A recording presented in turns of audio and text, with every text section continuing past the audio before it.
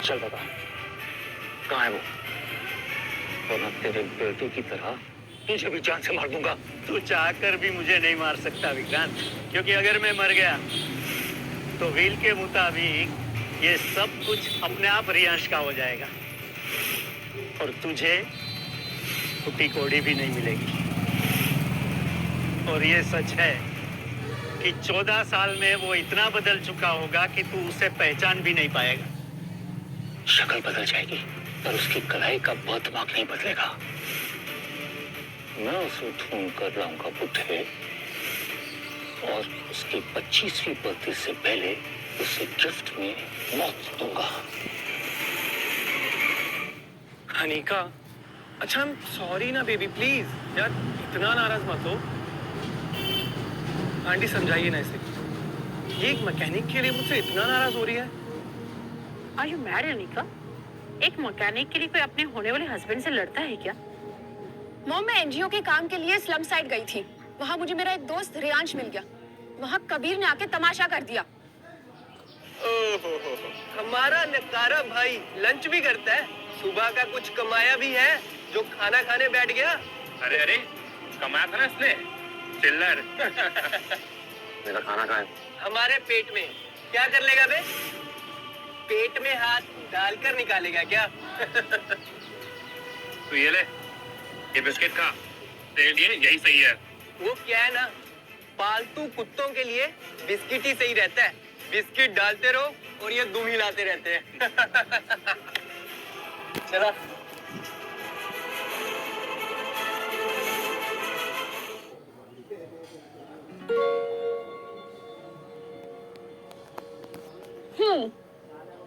ये क्या है? इतनी मेहनत करते हो और बिस्किट खाते हो?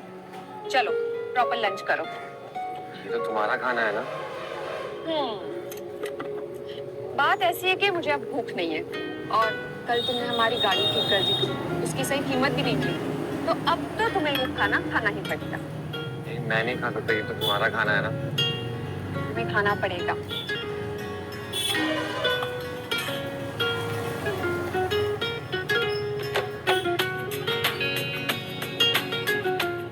कैसा है? बहुत ही अच्छी। तुम बताओ। अच्छा रियांश, मैं यहाँ पर स्लम के बच्चों के लिए एक कैंप लगवा रही हूँ, तुम मेरी मदद करोगे उसमें? अब तो मैं तुम्हारा नमक खाया है ना?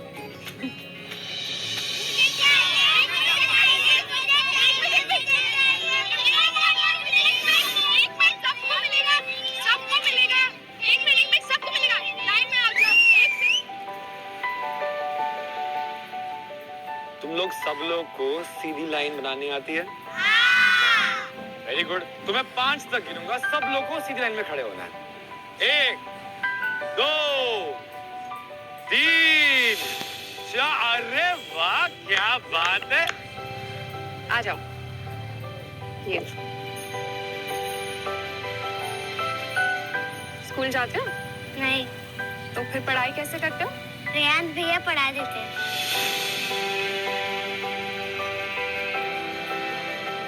मैकेनिक के साथ साथ तुम टीचर भी हो? ये नहीं पता था। मतलब अभी टाइम मिल जाता तो पढ़ा देता हूँ। वैसे इतने प्यारे हैं ना, दिल को सुकून भी दे देते हैं। That's all.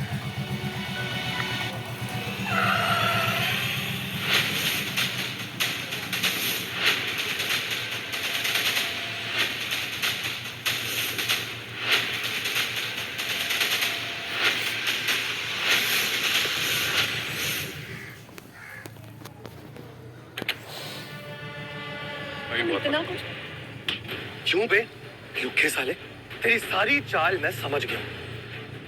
सुंदर लड़की देखी नहीं और आगे जाल में फंसा ली। और तुझे किसने कहा था इसकी हेल्प करने के लिए? मैंने इससे हेल्प मांगी थी। अनिका, तुम्हें इन जैसे लोगों की हेल्प नहीं लेनी चाहिए।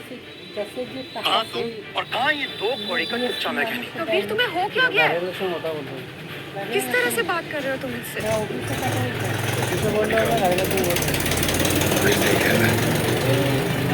कुछ जैसे लोगों के साथ नहीं रहना चाहिए। मैं चलता हूँ।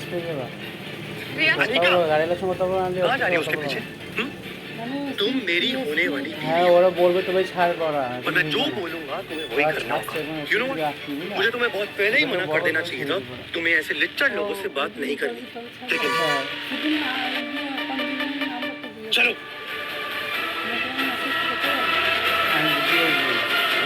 কথা বলতে হবে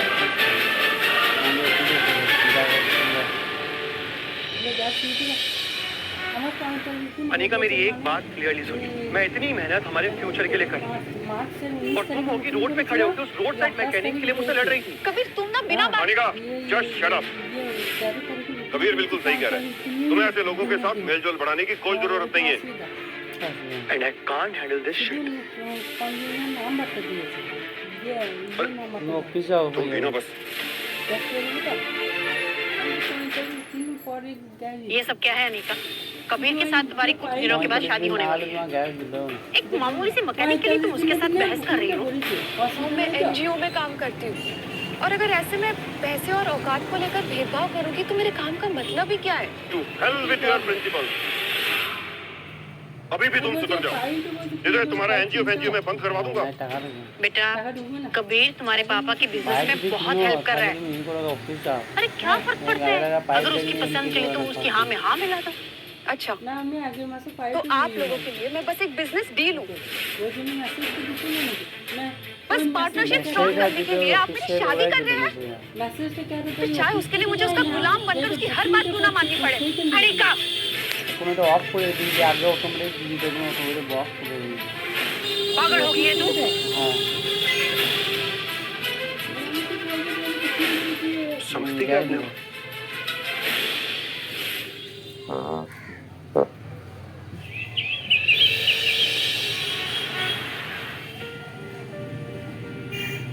रियांश मैं तुमसे माफी मांगने आई हूँ। एक्चुअली उस दिन जो कुछ भी हो गया ना वो नहीं होना चाहिए था। I am so sorry. सो क्या अनिका, तुम्हें सॉरी बोलने की कोई जरूरत नहीं। वैसे मुझे तो आदत पड़ गई है सब सुनने की। सो क्या हमारे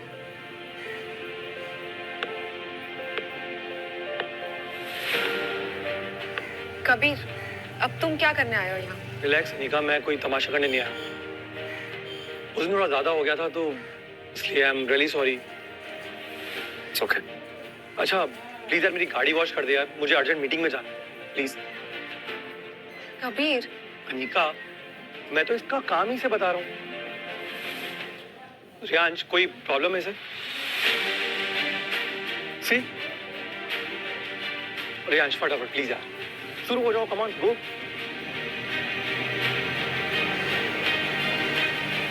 कबीर मैं तुम्हारे इरादे ना बहुत अच्छे से जानती हूँ। अनिका मैं तो बस गरीब की हेल्प ही कर रहा हूँ ताकि इसकी थोड़ी और कमाई हो जाए।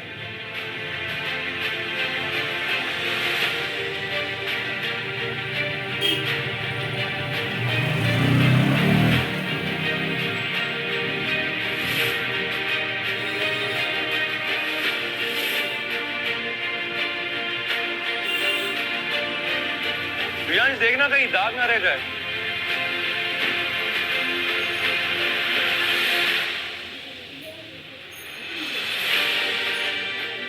चलो I am getting late, come on चलो। क्या हुआ गाइस? पैसे यार कॉलेज के दोस्त से कोई पैसे लेता है क्या? चलो निका। कबीर उसको उसकी मेहनत के पैसे दे दो। रिलैक्स हो निका, चलो कम ऑन, मैं तुम्हें घर ड्रॉप कर दूंगा। आओ। मुझे एक्चुअली कुछ काम है एनजीओ का, तुम जाओ।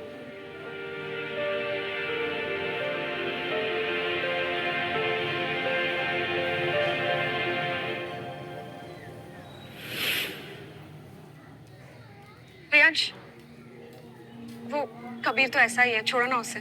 उसकी तरफ से मैं फिर से माफी मांगती हूँ। I am so sorry. माफी मांगने की कोई जरूरत नहीं है। गाड़ी ठीक करना, गाड़ी साफ करना, ये तो मेरा काम है। वैसे तुम्हें आज कौन सा एनजीओ का काम है? मैंने झूठ बोला था, कोई एनजीओ का काम नहीं है, गैराज का काम है आज। गैराज का काम? उस दिन तुमने मुझे कैंप सेटअप करने में हेल्प की थी ना, तो आज मैं तुम्हारी हेल्प करूंगी। इसकी कोई जरूरत नहीं है। रियांश मैं किसी का एहसान नहीं रखती। चलो चलो अब तुम मुझे सिखाओ कि गाड़ियाँ कैसे ठीक करते हैं। तुम्हें? हाँ मुझे। श्योर? ऑफ कोर्स, चलो। ठीक है। तेरी हंसी की धूप में मेरे हर गम पिघल गए, तेरी एक नजर से ही सपने फिर से खिल गए। खामोश सी थी जिंदगी, तू आया तो शोर हुआ, बिन कहे जो कह गई, वो इश्क का ही दौर हुआ। तू ही मेरा आज है, तू ही मेरी कल, तेरे बिना दूरी सी हर एक पल, तेरे नाम से ही धड़के दिल, तुझ में ही बसता है मेरा हर एक हम।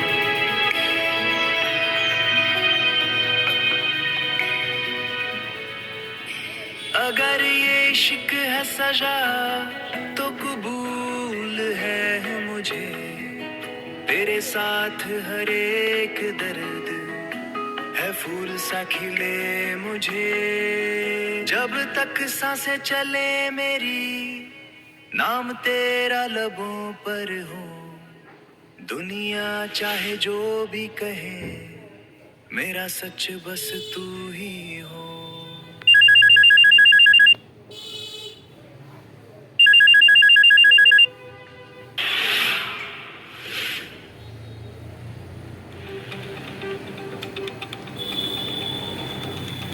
इसे अचानक क्या हो गया? किसके कॉल ने इसे इतना हिला दिया? हाँ दादाजी बोलिए। बेटा ध्यान से सुनो, विक्रांत बहुत करीब आते जा रहा है। मैं छुप कर तुमसे बात कर रहा हूँ और शायद आज के बाद तुमसे बात नहीं कर पाऊँ। तुम सुन रहे हो ना? दादाजी आप ठीक तो है ना? हाँ ठीक हूँ बेटा। देखो मेरे ट्रस्टेड लोग तुम पर नजर रख रहे हैं, तुम अपने आप को अकेला मत समझो और थोड़ा अलर्ट रहना और अपना ख्याल रखना। जी दादाजी, आप भी ध्यान रखिएगा।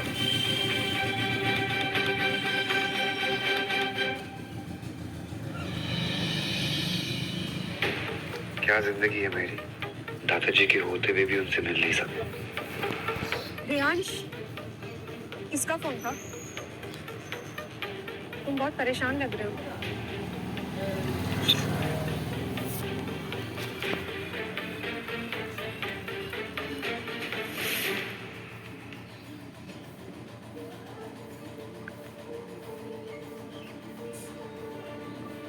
बुड्ढे, इसलिए धमकाया था तुझे।